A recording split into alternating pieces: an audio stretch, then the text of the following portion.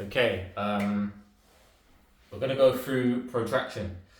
Just real quick, we're just going to firstly protraction of the scapula to your shoulder blades is the forward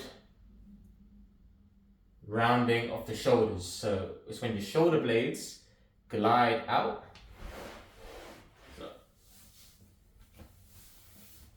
So when the shoulder blades, you see they're together right now, glide outwards, separating from each other to the max. And when they separate from each other, your shoulders come forward, everything comes forward. Yeah, your arms, your shoulders. See that extra range of motion from neutral? Here, okay? Now, protraction is really important for a lot of movements, but we're going to go through planche specifically today. Now,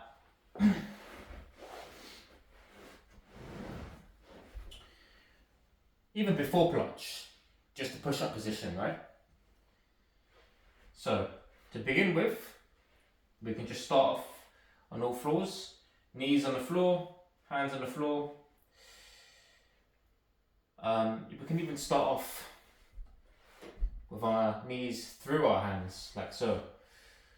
So raise your butt up, just like this. Don't just sit on the floor like that.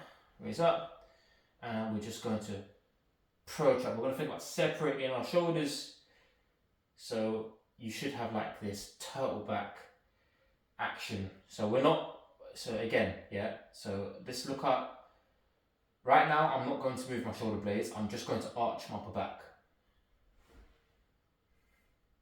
That isn't protraction. You see this? Imagine I've got a laser at this point in my shoulder, this girdle here, right? The socket. This, I've got the shape in my spine. However, this hasn't moved. If you look at this, right? Now, if I move that, in fact, let me do a little marking just so it's clear. Alright, so let's mark a spot. X marks a spot. Here we go. X marks a spot, yeah? Hope you can see that. So, look at that. So, a lot of people, they think they're protracting, they do this.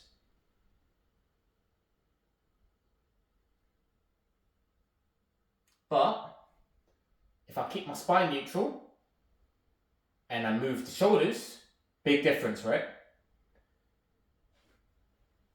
Okay, now that that's clear, we'll start off like I said, hands and knees, butt up, neutral, and we're going to, you can even start that with your fingertips depending on like how long your arms are and stuff, and then we're just going to bring our hands flat to the floor. Yep, separate the shoulder blades apart. And we're not doing this, yeah? We're keeping them down throughout the motion. Okay, so imagine like squeezing your fist between your armpits, like so. So, again, we're going to protract. If you are elevated, squeeze your fist down, yeah? So protract, keep them down. And we're going to slowly bring our knees back. Keep that position, keep that shape, feel that tension. You should feel it in your lats, the front of your shoulders, and your chest slightly. And then we're just going to bring our feet back, maintain that position, go into that push-up, top hold. Thrust your hips forward. So at the moment, if you look at the shape of my spine, it might not look like I'm protracted, even though I am. And when I thrust my hips forward, that shape is more apparent. But if you look at the X on the shoulder, it doesn't move throughout the entire position. However, if I'm not protracted, and I'm just arching, yeah, and then I bring my hips down,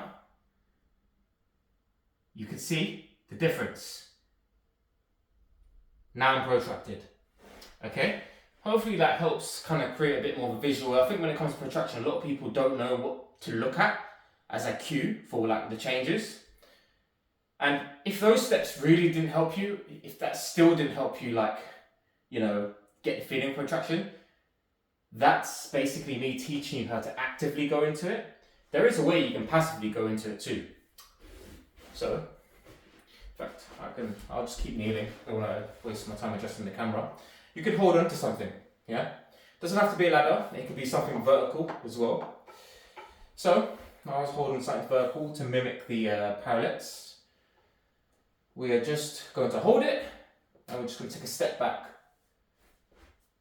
This is literally passively stretching me, passively forcing my body into protraction.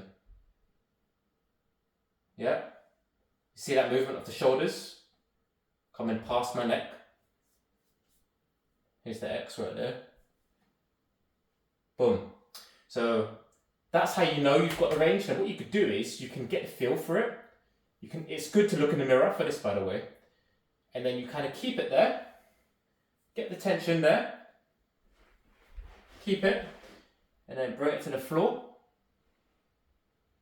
And keep that tension, yeah? Now remember, for protraction, the serratus anterior is what supports that maximum protraction position, okay? So the more you work this, you might feel your serratus anterior kind of fire up a bit. And I believe the more the serratus anterior is fired up, the less chest activation you'll have. So I'm fully protracted at the moment, and my chest, as you can see, is fully flat. There's literally no tension whatsoever. It's very relaxed. My serratus anterior is doing all of the work.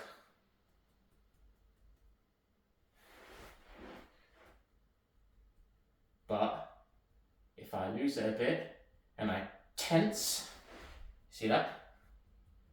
Just that little bit of 1-2% movement, and I can lose it a bit more. Okay, so yeah, that is protraction in a nutshell.